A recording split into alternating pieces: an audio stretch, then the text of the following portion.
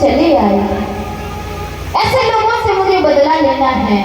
जब तक मैं ऐसे लोगों से बदला नहीं लूंगा, मैं छोड़ने वाला और मैं अन्न को खाने वाला नहीं हूँ। जब इतना कहा तो कहते हैं और चौथा तीसरा इंसान वो कौन है? तो महाराज आज अर्जुन से ब्राह्मण देवता कहते हैं कि अर्जुन, तीसरा इंसान वो प्रहलाद है, जिसने हर समय उसके पिता ने उसे ताड़ना दी है, लेकिन मेरे प्रभु को पुकारता रहता है। मेरे प्रभु को अनेकों अवतार धारण करके उसे मारने, पिता को मारने के लिए जाना पड़ा है। ये भक्त नहीं, ये तो भगवान को परेशान करने वाले हैं। महाराज अभी तक तो कोई बात नहीं। जैसे अर्जुन ने 3 लोगों की बात को तो सुन लिया, लेकिन अब ब्राह्मण से कहा, अरे ब्राह्मण देवता, आप हमें ये बताइए कि वो चतुर्थ इंसान कौन है जिसे मार करके आप भोजन को ग्रहण करेंगे और अपने प्रण को पूर्ण करेंगे। इतना कहा तो अब तो महाराज ब्राह्मण देवता एकदम गुस्सा में लाल पीले होकर के बोले, अरे तुमको क्या मतलब है हमसे? हम किसी को भी मारे। अर्जुन ने थोड़े शांत स्वभाव से कहा, ब्राह्मण देवता, आप एक बार हमारे लिए बताइए तो सही कि वो चतुर्थ इंसान है कौन सा? तो ब्राह्मण देवता ने गुस्से में आकर कहा, वो चतुर्थ इंसान अर्जुन है। मैं उस अर्जुन को मारे बिना भोजन को ग्रहण नहीं कर सकता, क्योंकि उस अर्जुन ने मेरे प्रभु को कभी भी ना तो प्रभु समझा है और ना उनकी भक्ति को किया है। क्योंकि अगर उसे आवश्यकता पड़ती है तो कभी भी उनके लिए रथवान बना करके खुद रथ पर सवार होकर युद्ध करता है और उनके लिए साथी बना लेता है। और आवश्यकता पड़े तो गुरु बनाकर के गीता का ज्ञान सुनने लग जाता है और आवश्यकता पड़ने पर उन्हीं की बहन से विवाह करके उनसे साले का संबंध बना लेता है। और महाराज कहते हैं कि सखा बन जाता है। उस अर्जुन को तो मैं छोड़ने वाला बिल्कुल भी नहीं हूँ। जब इतना कहा महाराज, तो जो अर्जुन के अंदर जो भक्ति का घमंड था वो तो आज सारा चूर चूर हो गया कि मैं तो भगवान का भक्ति का वैसे ही घमंड कर रहा था कि मुझसे ज्यादा भगवान की भक्ति को कोई नहीं कर सकता। जैसे ही आज ब्राह्मण देवता की इन बातों को सुना कि मैं भोजन जब ही करूंगा तब इन 4 इंसानों से बदला ले लूंगा, जब तक मैं भोजन को ग्रहण नहीं करूंगा। इस प्रकार से आज अर्जुन से इतनी वार्ता करने के बाद अर्जुन के घमंड को दूर हो गया। अब तो जो अर्जुन भगवान द्वारकाधीश के साथ में आए थे, प्रभु के चरणों में नतमस्तक की, प्रभु आज तक मैं तो मोह माया में और मैंने पता नहीं आपकी भक्ति को ना तो जाना है, केवल मैं तो यही सोचता रहता था कि आप तो साधारण हैं, मेरे मित्र बन जाएं। और कभी मैंने साथी बना लिया और अपने रथ के घोड़ों की लगाम को आपके हाथों में थाम दिया। प्रभु मैंने तो आपके महत्व को जाना ही नहीं है, लेकिन आज जो ब्राह्मण देवता ने मुझे समझाया, आज मैं आपके महत्व को जान पाया है। आज द्वारकाधीश ने कहा कि अब तो अर्जुन का घमंड दूर हो गया है। और उधर महाराज जैसे ही कालिंदी के सारी बातों को अर्जुन ने भगवान को सुनाया, तो अब तो महाराज भगवान ने अर्जुन से कहा कि कालिंदी के पास जाकर के कहो कि हम उनसे विवाह करना चाहते हैं। और जैसे ही इतना कहा तो अब तो महाराज अर्जुन ने सूर्यदेव की पुत्री कालिंदी से आकर के कहा, देवी हमारे प्रभु आपसे विवाह करना चाहते हैं। और आज मेरे प्रभु ने अपना चतुर्थ विवाह कालिंदी के साथ में हुआ है। और कहते हैं महाराज जैसे ही चतुर्थ विवाह संपन्न हुआ तो कहते हैं कि आप हमें ये बताइए, आपने एक समय हमसे कहा था कि प्रभु की 8 पटरानियां हैं, वो 8 पटरानियां कौन कौन सी हैं? तो तब महाराज श्री सुखदेव जी महाराज ने कहा है, भीष्मी जामवंती भामा सत्या भद्रा चला कालिंदी मित्रवृंदा पट महास्त्रिय। वैष्णवी जामवंती कालिंदी और महाराज जैसे आज प्रभु ने 4 उपायों का वर्णन तो सुना दिया, जैसे पंचम विवाह का वर्णन सुनाया तो कहते हैं कि हमारे प्रभु का 5वां विवाह किसके साथ हुआ है?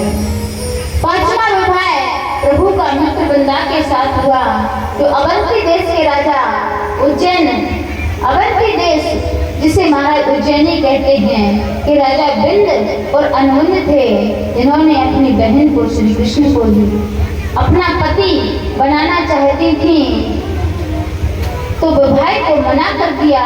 तब इसको स्वयंवर में से भगवान श्री कृष्ण बलपूर्वक ले गए थे और 5वां विवाह मित्रवृंदा के साथ हुआ है।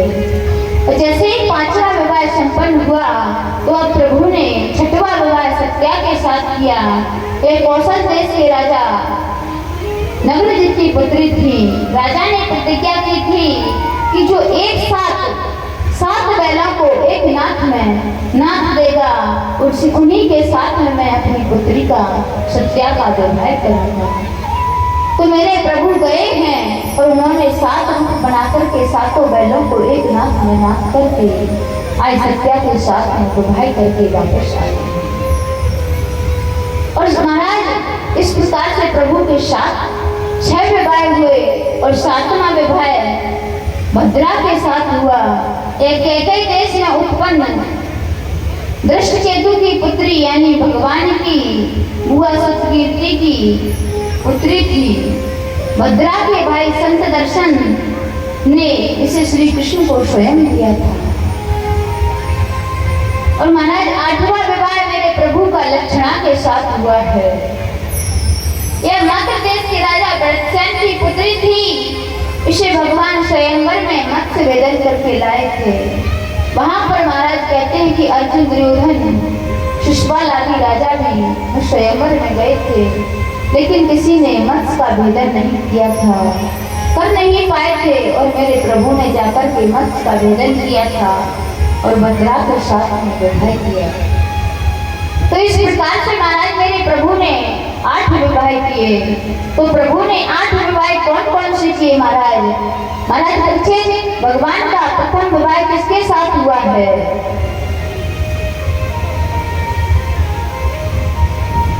विदर्भ देश के राजा भीष्मक की पुत्री रुक्मिणी के साथ हुआ है। द्वितीय विवाह महाराज जामवंत की पुत्री जामवंती के साथ हुआ है। और तृतीय विवाह शस्त्राजित की पुत्री सत्यभामा से हुआ है। और चतुर्थ विवाह सूर्यदेव की पुत्री कालिंदी से हुआ है। और चतुर्थ विवाह नित्यवृंदा अवंती देश के राजा की पुत्री थी। नित्य अनृत इनके भाई थे, उसके साथ में हमारा पंचम विवाह हुआ है। और 6वां विवाह सत्या जो कौशल देश यानी छत्तीसगढ़ के राजा नग्नजित की पुत्री थी। और 7वां विवाह भद्रा जो केकय देश में उत्पन्न हुई उसके साथ में 7वां विवाह भद्रा के साथ हुआ है। और 8वां विवाह मेरे प्रभु का लक्ष्मणा के साथ हुआ है। इस प्रकार से महाराज मेरे प्रभु की 8 पटरानियां हैं। और अब राजन परीक्षित सुखदेव जी से कहते हैं, सुखदेव जी, हे प्रभु, हमें प्रभु के अन्य विवाहों के बारे में बताइए। तो कहते हैं, परीक्षित ने पूछा, भगवान ने अन्य विवाह कैसे किए और कब किए महाराज? तो सुखदेव जी महाराज कहने लगे, यथाह तो भगवान भामो ऐन चाहता कहते हैं महाराज कि भौमासुर नामक एक राक्षस था।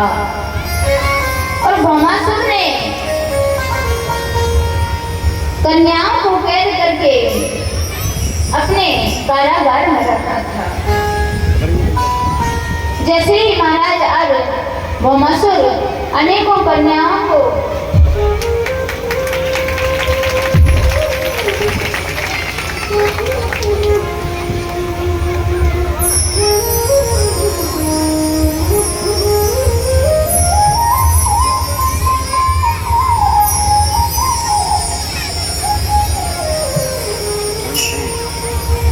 लेकिन महाराज राजन परीक्षित पूछते हैं कि प्रभु भौमासुर और प्रभु को इतने सारे विवाह करने पड़े।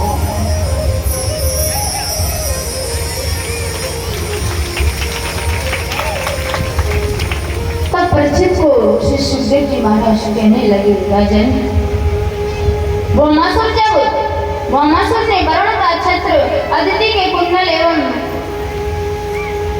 इंद्र के स्थान पर मणि पर्वत को छीन लिया। अब तो महाराज भौमासुर समस्त भारतवर्ष पर, समस्त संसार पर राज्य करने लगा।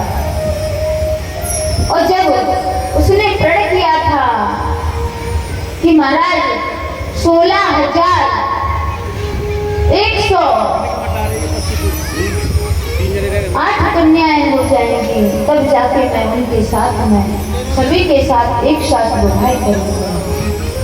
लेकिन महाराज जैसे ही आज भौमासुर ने 16,100 हुई और इतनी ही कन्याओं को अपनी कैद में कर रखा है।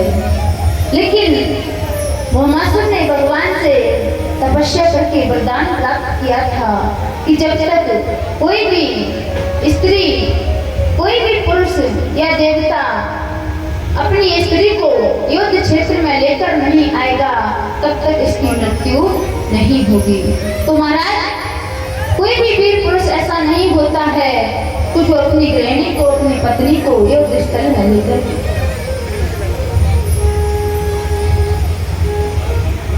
महाराज आदेश आया है कि थोड़ा विश्राम दिया जाए।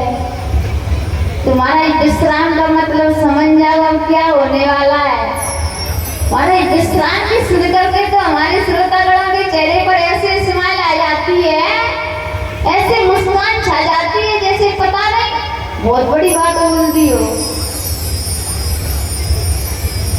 महाराज आज का विश्राम है, आज की चकाचक और करते जाओ आप तो।